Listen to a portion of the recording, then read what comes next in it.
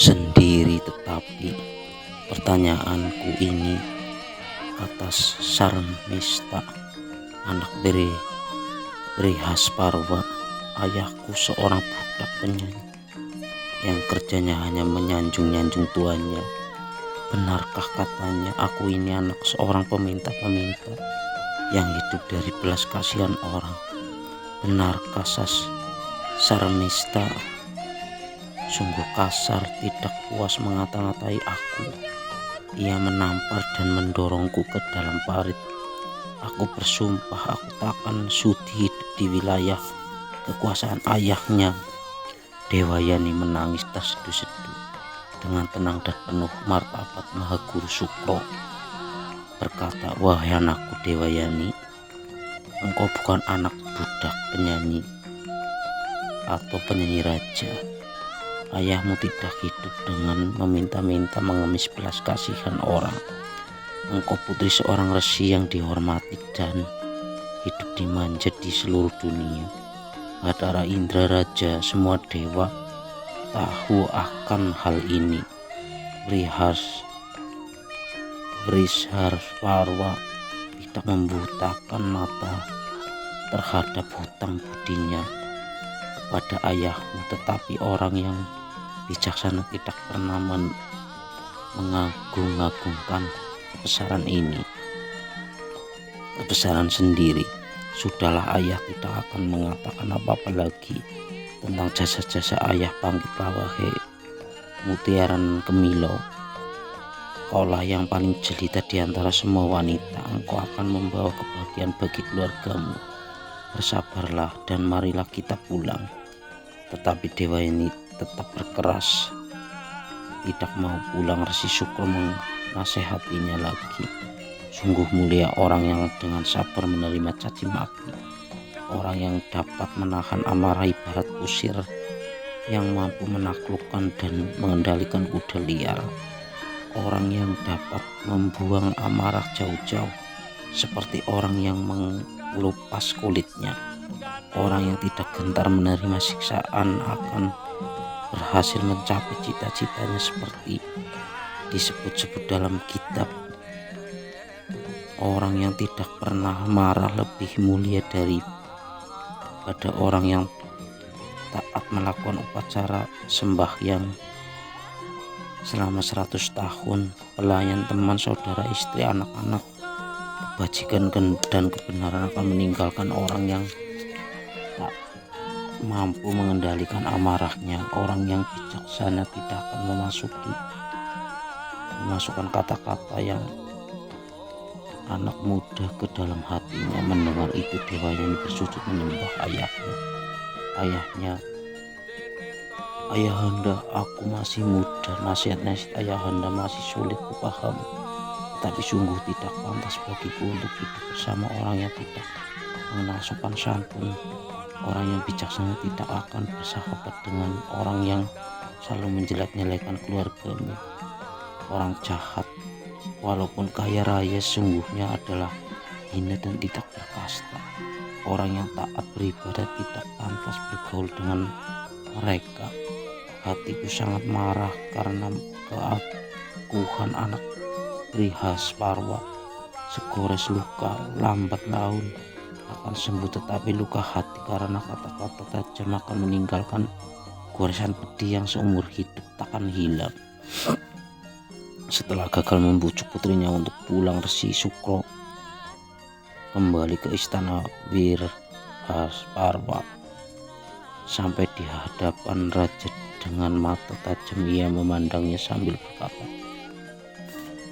"Walaupun dosa seorang tidak akan segera mendapat balasan lambat laun, dosa itu pasti akan menghancurkan sumber kekayaannya. Kaca anak Brihaspati dan seorang Brahma Karin telah menaklukkan panca inderanya dan tidak pernah berbuat dosa. Ia telah melayani aku dengan penuh kepatuhan dan tidak pernah melanggar sumpahnya. Para raksasa rakyatmu beberapa kali berusaha membunuh dia, tetapi aku menghidupkannya lagi.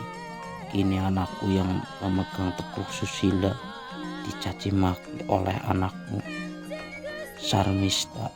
Ia bahkan mendorong anakku sampai jatuh ke parit yang dalam. Ia tidak tahan lagi tinggal dalam lingkungan kerajaanmu, dan karena aku tidak bisa hidup tanpa dia, aku akan pergi meninggalkan kerajaanmu.